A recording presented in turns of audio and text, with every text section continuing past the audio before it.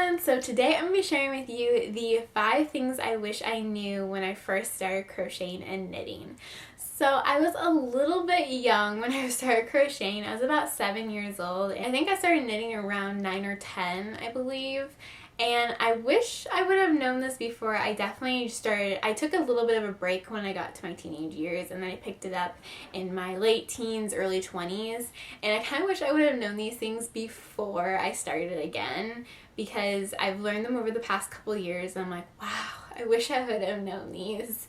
So I thought I'd share them with you guys, so then you guys can take these tips and tricks, and maybe they'll help you out in your journey of crocheting and knitting. So the first one is that on your gauge, especially with crochet, when you change your hook size, you can never change the way the length looks, only the width. So anytime you go down a hook size, and let's just say it matches the width, but you can't get to match the length, that's okay. You're never going to be able to get it perfect with the length. The only thing you can adjust is literally the width. Because with the length, you're doing different stitches, and so the only way for you to make it, if your gauge turns out too big on the length but it's perfect with the width, if you want to change the length, either take rows off or change the stitch. There's really no way, unless you take off rows or change the stitch, to make the length fit your gauge if your width is correct. Your width is way more important with your gauge than your length. Let me tell you that. Every time, when I first started making gauge swatches, I did not understand it at all. And so I remember making a square, and it was 4.5 inches, and the gauge called for 4 inches wide. And I was like, oh, it's just a 1/2 inch bigger. That's no big deal. Yeah, every 4 inches I had a 1/2 inch added, and I forgot how many inches it was around, and so every 4 inches, a 1/2 inch, every another 4 inches, 1/2 inch extra. So it ended up being, I think, like 4 inches too big. And that was so discouraging for me, because I was like, oh, but my gauge was so close. And then I sat down and thought about it, and I was like, well, actually that would make a lot of sense. So that's kind of how gauges work. I wish someone kind of would have sat down and explained that to me, rather than just saying like, make sure your gauge is correct. So if your item is too big in lengthwise, like I said, just take off some rows or just change the stitch. If you are doing double crochet, maybe do half double crochet or single crochet to make it smaller. But actually making it fit length and width is actually pretty difficult. It does happen, but if it doesn't happen, don't be worried about it. Like I said, there's easy fixes to it. You don't have to make it absolutely perfect with the length. The second thing I wish I knew, which actually I did figure out once I got into it, but you can really use anything as a cable needle. When I first started cables, I was pretty young, and I had no idea that there was such a thing as cable needles. I used a pencil, and it worked out really well for me, but the older I got, the more I realized there's actually cable needles out there. But typically I use a double pointed needle rather than an actual cable needle. Double pointed needles work out better for me because it literally is double pointed, so it makes it nice and easy, and they're super long, so it's really hard for your stitches to fall off. I find with cable needles, they're pretty short, and sometimes they can fall off if you're not paying attention. So I definitely prefer using double pointed needles, but I have used a pencil, and that works also really well, especially if it's like the same width as your needles. It works out very well and looks just as well as if you did a cable needle.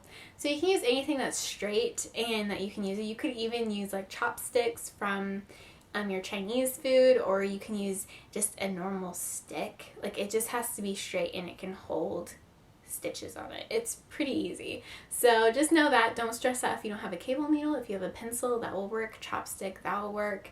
Or just a stick, that'll work. So definitely don't let you not having a cable and needle stop you from trying to do cables.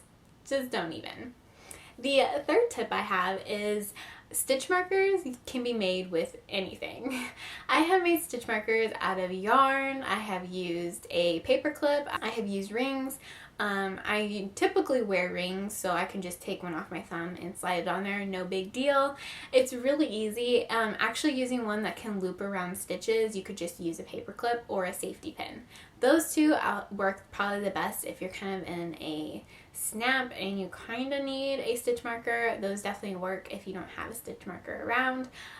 Or if you're like me, you forget your stitch markers, because I do that all the time. There's so many other things you can use as long as you can just make one.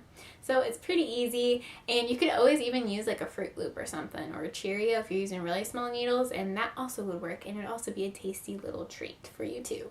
The fourth thing is, whenever I first started crocheting and knitting, I never blocked anything. And I just thought there was no reason to. It was kind of a lazy part on me, and I really didn't get the point of it. Well, the older I've gotten, and probably in the past year especially, I have been blocking things, and it definitely makes your project look finished. I don't think you need to block every single project you make. I'm not a hardcore blocker person out there. I definitely think like you don't need to block everything you make. I know some people say, it makes the yarn look better, it makes your stitches look more defined, and if you love that, definitely keep blocking. I don't block everything. The only things I block are the things that need a little bit more help with shaping. I block a lot of my knitting stuff just because I find that knit items tend to roll sometimes, so I definitely block a lot of my knitted items.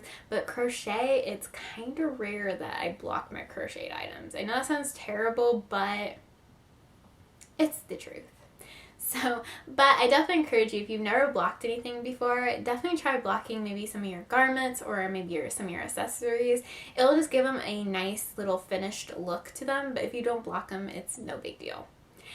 And the fifth and final tip I have for you guys is just do it. If you want to try something new, just go for it. If you want to try a new lace pattern, try it. If you want to try cables, just do it. I think that's the perfect way to learn if you like to do something. You'll never know if you enjoy cables if you never make cables. Or you'll never know if you like lace if you've never done lace. Definitely just sit down and try it. It's okay if it looks bad. It's okay if you mess up. Nobody's going to be mad at you. No one's going to think badly of you. No one's going to think you're awful at knitting or crocheting. It's just what you have to do when you're learning something new, is sometimes you mess up. I have messed up on so many different things. It's ridiculous. But I've actually come to just know, like, I just rip things out. Like, it doesn't even faze me anymore. I'm just sitting there, like, ripping out a huge project, and my dad's just sitting there watching me, like, what are you doing? And I'm just like, oh, it just didn't work out. And I'm just sitting there, like, just ripping it all out. Because it didn't turn out how I wanted. But there's nothing wrong with ripping things out, and there's nothing wrong with messing up a little bit and having to try again. Nothing wrong with that. So if you see something you really want to try to make, just go for it. Just do it. You may love it, or you may hate it, and then you'll know you hate it and you won't want to do it again. No big deal. But yes, so those are the 5 tips and tricks that I wish I knew before I started crocheting and knitting, because it would have helped me out a lot, and I think I would have not been so hard on myself and so trying to be perfect all the time. And I think with having crochet and knitting as a hobby, I like how calming it makes me, and as soon as it's not making me feel calm, I know there's something wrong. So I always try to like fix that. If I'm feeling a little off kilter, I'm like, am I being too hard on myself? Am I trying to make something look perfect?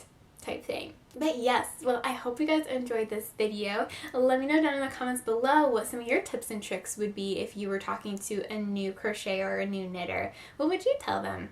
And thank you guys so much for watching. I hope you guys have an amazing day, and I will see you guys in my next video. Bye!